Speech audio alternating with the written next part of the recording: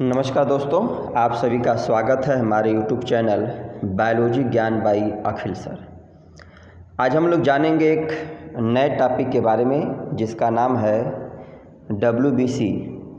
इसका full form है white blood cells, या इसी को हम लोग हिंदी में बोलते हैं श्वेत रक्त कणिकाएँ, या इसी को ल्यूकोसाइट के नाम से हम लोग जानते हैं, या इसी के एक और नाम है अमीबोसाइट। आज की वीडियो में हम लोग जानेंगे कि WBC के अलग अलग नाम क्या हैं, WBC किस प्रकार के सेल्स हैं, WBC के फॉर्मेशन हम लोगों के शरीर में बॉडी में कहाँ कहाँ पे होता है, WBC के फॉर्मेशन के प्रक्रिया को क्या बोलते हैं, WBC की संख्या में अचानक अगर इंक्रीजमेंट हो तो इसको क्या बोलते हैं, अचानक डिक्रीजमेंट हो जो कि गिरावट हो तो क्या बोलते हैं। WBC के बेसिकली दो टाइप जो हैं, ग्रेनुलोसाइट, ए ग्रेनुलोसाइट किस आधार पर दिया गया। फिर जो ग्रेनुलोसाइट है इसके तीन टाइप हैं, इओसिनोफिल, बेसोफिल, न्यूट्रोफिल, क्यों इसका नाम दिया गया। और ए ग्रेनुलोसाइट में मोनोसाइट और लिम्फोसाइट, इसके साथ साथ बी सेल क्या है, टी सेल क्या है। मीनिंग आज के वीडियो में हम लोग कम से कम 30 से 35 बहुत इंटरेस्टिंग और बहुत इम्पॉर्टेंट प्रश्नों के बारे में जानेंगे, और इतना सिस्टमेटिक ढंग से और इतनी सरल भाषा में आप लोग इसके पहले इसकी व्याख्या नहीं सुने होंगे। तो वीडियो को आप लोग बिना स्किप किए हुए कंसंट्रेट होकर के देखिए। देखिए, सबसे पहले हम लोग आते हैं कि टॉपिक का नाम जैसा अभी बताया गया वाइट ब्लड सेल्स, या इसको हम लोग शॉर्ट में WBC या हिंदी में श्वेत रक्त कणिकाएँ कहते हैं। इसका रीज़न ये है कि ये ऐसी ब्लड सेल्स हैं जो कलरलेस होते हैं, जिनका कोई कलर नहीं होता है। WBC को हम लोग ल्यूकोसाइट के नाम से जानते हैं। देखिए, leucocyte, leuco Greek, cyte Greek भाषा का शब्द है। ल्यूको मतलब कलरलेस, साइट मतलब सेल, मतलब कलरलेस होने के कारण इनको हम ल्यूकोसाइट नाम दिया गया। जैसे आप लोग पढ़े होंगे इंटर में ल्यूकोप्लास्ट, तो ल्यूकोप्लास्ट का मतलब क्या हुआ, ऐसे प्लास्टिड जो जनरली कलरलेस होते हैं। और इसी को हम लोग अमीबोसाइट कहते हैं। अमीबोसाइट कहने का मीनिंग ये है WBC का कि जैसे अमीबा का शेप इर्रेगुलर होता है, तो वैसे WBC का भी शेप क्या होता है, इर्रेगुलर होता है। इसलिए इस कारण से हम लोग WBC को अमीबोसाइट के नाम से जानते हैं। टाइप की बात करें तो इसके दो टाइप हैं। अगर WBC के साइटोप्लाज्म में स्टेनेबल ग्रेनुल पाए जाते हैं तो उसको हम लोग ग्रेनुलोसाइट बोलेंगे। स्टेनेबल ग्रेनुल्स नहीं पाए जाएंगे तो इसको हम लोग ए ग्रेनुलोसाइट बोलते हैं। अब हम लोग पॉइंट वाइज आते हैं और तमाम सारे इंटरेस्टिंग जो प्रश्नों के आंसर को जानते हैं। देखिए, अब WBC का हमें डिफाइन करना और परिभाषा बताना हो, WBC है क्या, तो WBC is the component of blood protect our body from infection या various type of pathogens. Meaning WBC क्या है, तो WBC हमारे ब्लड का एक कंपोनेंट है या ब्लड सेल है। अब इसके पहले के हम लोग वीडियो में पढ़े थे कि ब्लड के बेसिकली क्या है, ब्लड क्या है, फ्लूइड कनेक्टिव टिश्यू, तरल संयोजी ऊतक है। ब्लड के दो पार्ट हम लोग पढ़े थे, प्लाज्मा जो टोटल ब्लड का 55% है, और दूसरा ब्लड सेल्स जो टोटल ब्लड का 45% है। अब ब्लड सेल्स में हम लोग पढ़े थे RBC, WBC और प्लेटलेट्स। तो RBC के बारे में हम लोग ऑलरेडी पहले से पढ़ चुके हैं, और आज की वीडियो में हम लोग क्या पढ़ेंगे, WBC। तो WBC क्या है, ब्लड सेल्स के एक टाइप है, और इनका बेसिक फंक्शन यही है कि यह हम लोगों के बॉडी को प्रोटेक्ट करते हैं, या हमें इम्यूनिटी प्रोवाइड करते हैं, या हमारे इम्यून सिस्टम का एक महत्वपूर्ण भाग है जो किसी भी होस्ट को या हमारे शरीर को तमाम प्रकार के डिजीज से बचाते हैं, जिससे हम हेल्दी रह सकें। देखिए, कॉमन नेम इसका क्या है, ल्यूकोसाइट, या इसी को हम लोग अमीबोसाइट के नाम से जानते हैं। अभी हम लोग पढ़े ल्यूकोसाइट, ल्यूको मतलब कलरलेस, साइट मतलब सेल, इसलिए ल्यूकोसाइट बोलते हैं। अमीबोसाइट का मतलब क्या होगा कि इस WBC का शेप जो होता है इर्रेगुलर होता है, फिक्स नहीं होता, इसलिए इसको हम अमीबोसाइट कहते हैं। एक कई बार प्रश्न पूछा गया है डाईपेडेसिस का मीनिंग क्या हुआ। देखिए, डाईपेडेसिस का मीनिंग क्या है कि WBC का शेप इर्रेगुलर होता है, तो ये बहुत आसानी से छोटे कम से कम स्पेस में भी एक क्विच करके आगे निकल जाती है। तो इसी प्रक्रिया को हम लोग डाईपेडेसिस बोलते हैं। तो क्या बताया गया कि WBC which out of capillaries into tissue known as die, ठीक है, पेडेसिस। ये कई बार एग्जाम में पूछा गया है। नंबर की बात करें WBC की, तो इसकी संख्या 6000 से 8000 पर क्यूबिक ml ऑफ ब्लड। 6000 से 8000 पर क्यूबिक ml ऑफ ब्लड होता है। हाँ, एक दो पॉइंट बहुत इंपॉर्टेंट है। Rise in WBC count, WBC की संख्या में अगर जो बढ़ोतरी हो रही है तो इस प्रक्रिया को हम लोग क्या बोलते हैं, ल्यूकोसाइटोसिस। ल्यूकोसाइटोसिस मतलब क्या होगा, WBC की संख्या में इंक्रीजमेंट या बढ़ोतरी। Fall in WBC count, WBC के काउंट में संख्या में अगर गिरावट आ रही है तो इस प्रक्रिया को हम लोग ल्यूकोपीनिया बोलते हैं। हाँ, एक टर्म और है ल्यूकोपोइसिस। तो ल्यूकोपोइसिस का मतलब क्या, फॉर्मेशन ऑफ WBC फॉर्मेशन की प्रक्रिया को हम लोग ल्यूकोपोइसिस बोलते हैं। अगर हम लोग अब इसके कलर की बात करें तो WBC जनरली अभी हम लोग पढ़े कलरलेस होती हैं, और एक बहुत इंपॉर्टेंट पॉइंट है क्या होती है, न्यूक्लिएटेड होती हैं। मतलब WBC में न्यूक्लियस पाया जाता है। इसके पहले वीडियो में हम लोग पढ़े थे जब RBC के बारे में, तो RBC को क्या है कि अगर इमेच्योर RBC पूछा जाए तो इमेच्योर RBC जो होती हैं न्यूक्लिएटेड होती हैं, लेकिन जब RBC मैच्योर होती हैं तो वह इनन्यूक्लिएटेड हो जाती है। मतलब उसके अंदर से न्यूक्लियस तमाम सारे कोशिकाएं गायब हो जाते हैं RBC से, क्योंकि उसका बेसिकली फंक्शन क्या है, हीमोग्लोबिन या ऑक्सीजन का जो कि ट्रांसपोर्टेशन करना। तो जितना ज़्यादा स्पेस रहेगा उतना अधिक से अधिक मात्रा में ऑक्सीजन का ट्रांसपोर्टेशन हो सके।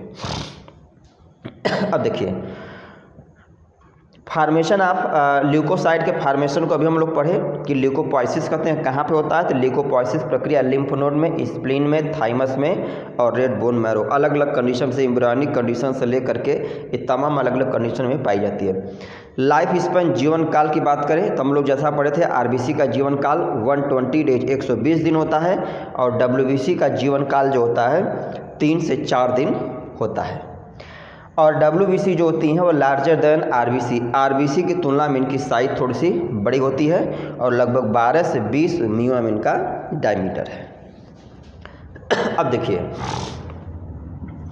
WBC के टाइप की अगर हम लोग बात करें, ये बहुत इम्पॉर्टेंट है। कई बार वाइवा में भी पूछा गया है कि WBC की जो दो टाइप हैं किस आधार पर है। देखिए नाम से स्पष्ट है, ग्रेनुलोसाइट हिंदी में बोलते हैं कणिका युक्त, और ए ग्रेनुलोसाइट जिसको हम बोलते हैं कणिका रहित। मीनिंग क्या होगा, जैसे WBC हैं सपोज, अगर इनके साइटोप्लाज्म में ग्रेनुल्स इस टाइप के ग्रेनुल्स पाए जाएं तो इसको हम क्या बोलेंगे, ग्रेनुलोसाइट। तो ग्रेनुलोसाइट का मतलब क्या आ गया कि ऐसी WBC जिनके साइटोप्लाज्म में स्टेनेबल ग्रेनुल्स अगर पाए जाएं तो उनको हम क्या बोलेंगे, ग्रेनुलोसाइट। ए ग्रेनुलोसाइट मतलब ऐसी WBC जिनके साइटोप्लाज्म में स्टेनेबल ग्रेनुल्स नहीं पाए जाते हैं, तो ऐसे WBC को हम क्या बोलेंगे, ए ग्रेनुलोसाइट बोलते हैं। अब देखिए जो ग्रेनुलोसाइट होती हैं इनमें न्यूक्लियस जनरली लोब्ड होता है, और ग्रेनुलोसाइट का फॉर्मेशन कहाँ पे होता है, बोन मैरो में होता है। एक और इम्पॉर्टेंट पॉइंट है, ग्रेनुलोपोइसिस पूछा जा क्या है, तो फॉर्मेशन ऑफ ग्रेनुलोसाइट, मतलब ग्रेनुलोसाइट फॉर्मेशन की प्रक्रिया को हम लोग क्या बोलते हैं, ग्रेनुलोपोइसिस बोलते हैं। एक इसका ग्रेनुलोसाइट का बहुत कॉमन नेम है पॉलीमार्फोन्यूक्लियर ल्यूकोसाइट। ये कई बार पूछा गया है। देखिए पॉली मतलब मैनी, मार्फो मतलब मार्फोलॉजी या आकार की, न्यूक्लियर मतलब क्या हो गया, न्यूक्लियस, और ल्यूकोसाइट मतलब WBC। मीनिंग हो गया कि जो ग्रेनुलोसाइट हैं इनके न्यूक्लियस जनरली मल्टी लोब्ड या अलग अलग लोब में होते हैं, या कहें कि इसकी कई अलग अलग मार्फोलॉजी होती है। मतलब ग्रेनुलोसाइट में अलग अलग शेप के न्यूक्लियस पाए जाते हैं, इसीलिए ग्रेनुलोसाइट को हम लोग पॉलीमार्फोन्यूक्लियर ल्यूकोसाइट के नाम से भी जानते हैं। अब जो इसके साइटोप्लाज्म में जो ग्रेनुल्स होते हैं, तो ये ग्रेनुल्स के 3 टाइप हैं। ग्रेनुल्स के आधार पर इसको 3 ग्रुप में डिवाइड किया गया, या ये कहें सिंपल भाषा में कि ग्रेनुलोसाइट के 3 प्रकार हैं। अब किस आधार पर 3 प्रकार, देखिए पहला है इओसिनोफिल, दूसरा बेसोफिल और तीसरा न्यूट्रोफिल। अब देखिए इओसिनोफिल क्या है, इसमें देखो इओसिन और फिल्स। इओसिन एक डाई का नाम है, और फिल्स मतलब लविंग या अट्रैक्टिव।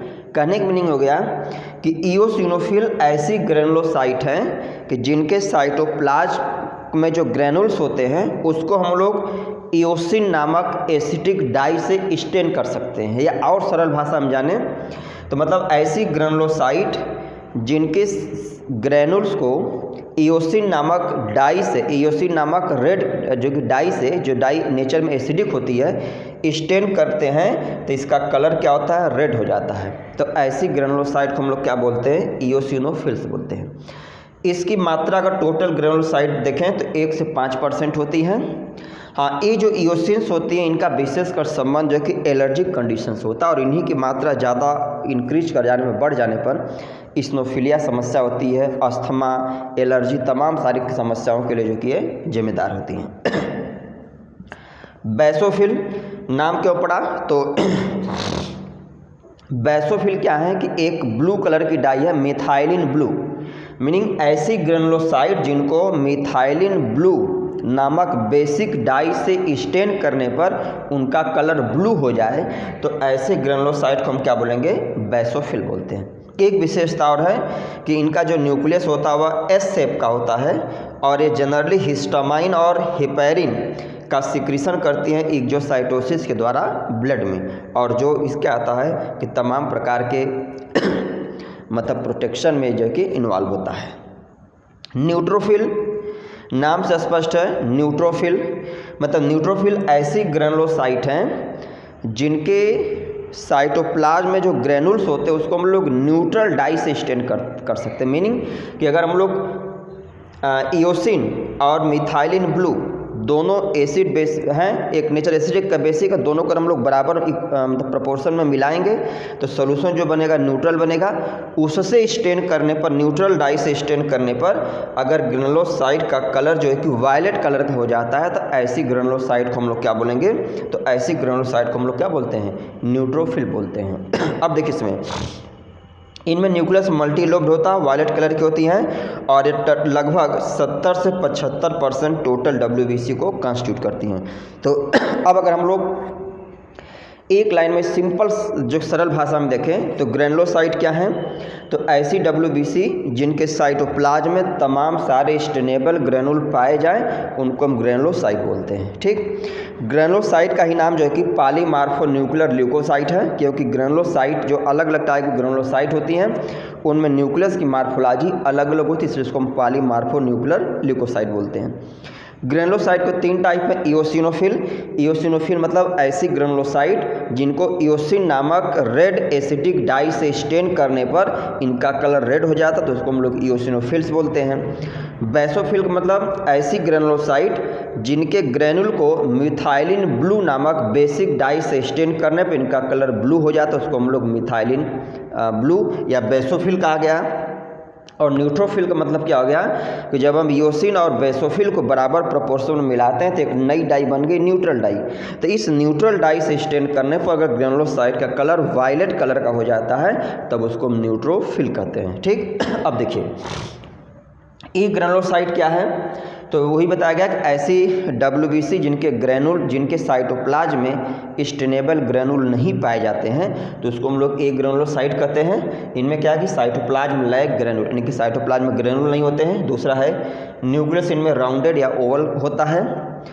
इनको हम लोग मोनो न्यूक्लियर ल्यूकोसाइट कहते हैं। इसका रीजन होगा मोनो मतलब एक, न्यूक्लियर मतलब न्यूक्लियस, मीनिंग कि एक ग्रेनुलोसाइट जो है वह ऐसी WBC हैं जिनमें सिंगल जनरली राउंडेड या ओवल शेप का न्यूक्लियस पाया जाता है, मतलब उसकी मार्फोलॉजी सेम होती है।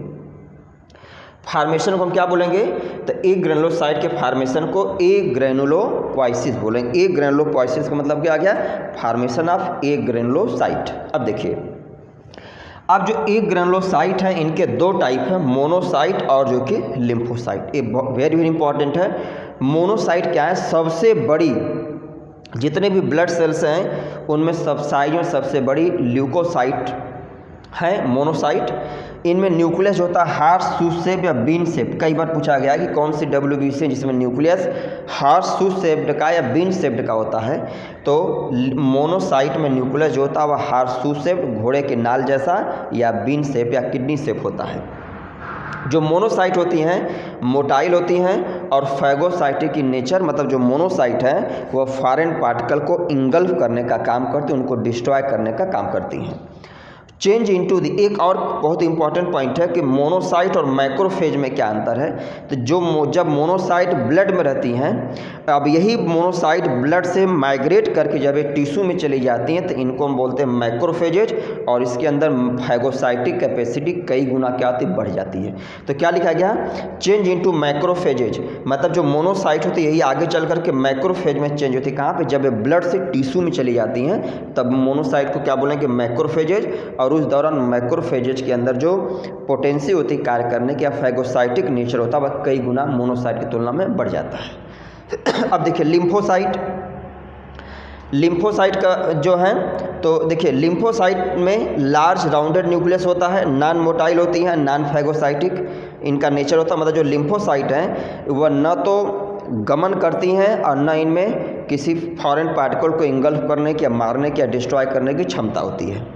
सीक्रेट एंटीबॉडी, मुख्य रूप से जो लिम्फोसाइट होते हैं कुछ स्पेशल प्रकार के केमिकल का सिक्रीशन करती हैं और जो फॉरेन पार्टिकल को डिस्ट्रॉय करने का काम करता है। अब एक बहुत इंटरेस्टिंग पॉइंट यह है कि लिम्फोसाइट के दो टाइप हैं, बी लिम्फोसाइट और टी लिम्फोसाइट।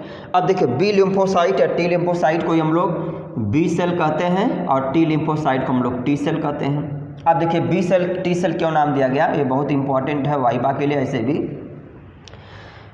ऐसी लिम्फोसाइट जिनका फॉर्मेशन बोन मैरो में होता है तो उनको हम लोग क्या बोले, बी सेल। ऐसी लिम्फोसाइट जिनका फॉर्मेशन बोन मैरो में होगा तो बोन मैरो से बी हो गया बी सेल। और ऐसी लिम्फोसाइट जिनका फॉर्मेशन थाइमस में होता है उसको हम क्या बोलते हैं, थाइमस मतलब टी सेल। अब देखिए अब ये जो बी सेल होती हैं जब ये फर्स्ट टाइम किसी एंटीजन से इंटरेक्ट होती हैं, जो बी सेल हैं, तो इनका जो मतलब कन्वर्जन होता है वह प्लाज्मा बी सेल और जो कि मेमोरी बी सेल में होता है। प्लाज्मा बी सेल का बेसिकली काम क्या होता है, एंटीबॉडी का फॉर्मेशन करना, और मेमोरी बी सेल का काम होता है कि उस एंटीजन के बारे में तमाम सारे इन्फॉर्मेशन को कलेक्ट करके इकट्ठा करके रखना। तो इसका मीनिंग क्या हो गया कि देखिए जो बी सेल हैं, तो बी सेल को क्यों कहा गया बी सेल, तो इनका फॉर्मेशन और मैचुरेशन जो कि बोन मैरो में होता है। और जब बी सेल किसी न्यूली फार्म बी सेल होती है किसी एंटीजन से इंटरेक्ट होती हैं तो यह जो कि अलग अलग प्रकार की सेल में क्या आती है, डिफरेंशिएट, जिसमें दो सबसे कॉमन है, प्लाज्मा बी सेल और मेमोरी बी सेल। तो प्लाज्मा बी सेल के अंदर ये जो कैपेसिटी होती है अभी एक बार एक्टिवेट हो जाती हैं तो प्रति सेकेंड कई सौ से लेके कई हज़ार एंटीबॉडी का फॉर्मेशन करती हैं।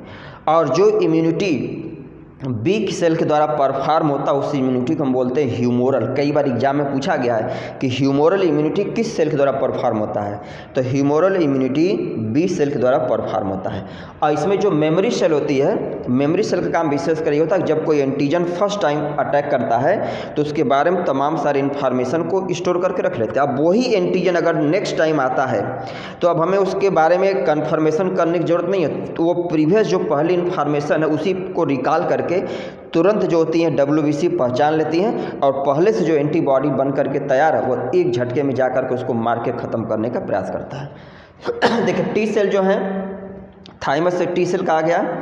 अब टी सेल जब किसी एंटीजन से इंटरेक्ट होती हैं तो टी सेल जो TH, TC और T रेग 3 सेल में कन्वर्ट होती है। ध्यान रखिए टी सेल का डिफरेंशिएशन किस में होता है, टी हेल्पर सेल, TC मतलब टी साइटोटॉक्सिक सेल और टी रेग मतलब टी रेगुलेटरी सेल। अब देखिए इसमें सबसे खतरनाक अगर देखा जाए तो क्या है, टी सेल है, लेकिन टी सेल को एक्टिवेट कौन करता है, TH सेल। इसीलिए आप लोग जो पढ़ा होगा कि एड्स के केस में जो HIV जो वायरस होता है तो HIV वायरस क्या करता है, HIV वायरस टी सेल को TH सेल को डिस्ट्रॉय करता है। या कई जगह जो है कि एग्जाम में पूछा गया है ऐसे ऑप्शन देकर तो वहाँ पे क्या हम लगाएंगे, TH सेल, या कहीं जगह इसको T4 लिखा हुआ है। T4 का मतलब ये हो गया कि जो TH सेल्स होती हैं इस पर जो है कि कुछ स्पेशल टाइप की प्रोटीन होती हैं जिसको हम लोग बोलते हैं CD4, ऐसे नाम इसका होता है CD4, बोलते हैं क्लस्टर ऑफ डिफरेंशिएशन। तो CD4 नामक स्पेशल प्रोटीन पाए जाने के कारण हम TH सेल को क्या बोलते हैं, T4 सेल के नाम से भी जानते हैं। तो किसको, तो अब देखिए क्या टी सेल एक्टिवेट तभी होगी जब TH सेल इसको एक्टिव करेगी। तो इसलिए जो HIV वायरस होता है वह सबसे पहले TH सेल को डिस्ट्रॉय करे। अब जब TH सेल डिस्ट्रॉय हो जाएगी तो TC सेल हमारे एक्टिव नहीं होगी। अब देखिए, और जब TH सेल TC सेल को एक्टिवेट कर देती है तो जो TC सेल है वह कुछ विशेष प्रकार के केमिकल जैसे परफोरिन इस प्रकार के केमिकल का फॉर्मेशन करती है। और ये केमिकल क्या करता है कि जो बैक्टीरिया वायरस है, जो पैथोजेंस हैं, उनके सेल वॉल को डिग्रेड करता है, उनमें पोर कर देता है, जिससे आसानी से उसके DNA को डिस्ट्रॉय, उसके जेनेटिक मेटेरियल को हम लोग ख़त्म कर सकें। और जब TC सेल एक बार एक्टिवेट हो जाती है तो फिर उस काम हो जाने के बाद, फॉरेन पार्टिकल को डिस्ट्रॉय हो जाने के बाद, जो T रेगुलेटरी सेल हैं वह कुछ केमिकल को सिक्रीट करके TC सेल को शांत करती हैं। तो 3 हो गया, TH cell, T helper, TC, T cytotoxic और T रेगुलेटरी सेल। अब अगर हम लोग आज के वीडियो को 1 मिनट में अगर समरी के रूप में देखें तो WBC क्या है, तो वाइट ब्लड सेल्स एक कलरलेस सेल्स होती है, इसको हम लोग ल्यूकोसाइट मतलब कलरलेस सेल, या अमीबोसाइट, इसका सेफ फिक्स नहीं होता इसलिए इसको हम लोग अमीबोसाइट के नाम से जानते हैं। इसमें अगर देखा जाए इसके टाइप की बात करें तो WBC जो है इसके 2 टाइप हैं, ग्रेनुलोसाइट, एग्रेनुलोसाइट, मतलब इसके ग्रेनुल, इसके साइटोप्लाज्म अगर स्टेनेबल ग्रेनुल हो तो ग्रेनुलोसाइट, स्टेनेबल ग्रेनुल नहीं है तो एग्रेनुलोसाइट कहेंगे। अब जो ग्रेनुलोसाइट है इसमें ग्रेनुल्स के नेचर के आधार पर इओसिनोफिल, बेसोफिल, न्यूट्रोफिल 3 ग्रुप में डिवाइड किया गया, और एक ग्रेनुलोसाइट को मोनोसाइट और लिम्फोसाइट 2 ग्रुप में डिवाइड किया गया। अब अगर हम लोग एक लाइन में अगर मोटे तौर पर हमें बताना हो कि WBC जो होती है इनका फंक्शन क्या है, तो WBC का फंक्शन विशेषकर ये है कि ये हमारे इम्यून सिस्टम को मजबूत करती हैं। मतलब है किसी भी होस्ट के बॉडी को तमाम सारे फॉरेन पार्टिकल से, पैथोजन से, डिजीज काजिंग एजेंट से बचाने का काम करते हैं, जिससे हम लोग क्या करें, हेल्दी रह सकें और अपना नॉर्मल जीवन व्यतीत कर सकें। तो ये था आज का वीडियो। उम्मीद है वीडियो आप लोगों को अच्छा लगेगा। हाँ, वीडियो आप लोगों को अगर अच्छी लगती है तो आप लोग बिना स्किप किए हुए कंसंट्रेट होकर के वीडियो को देखिए, उस पर कमेंट करिए और चैनल को हमारे सब्सक्राइब करिए, अधिक से अधिक शेयर करिए। धन्यवाद।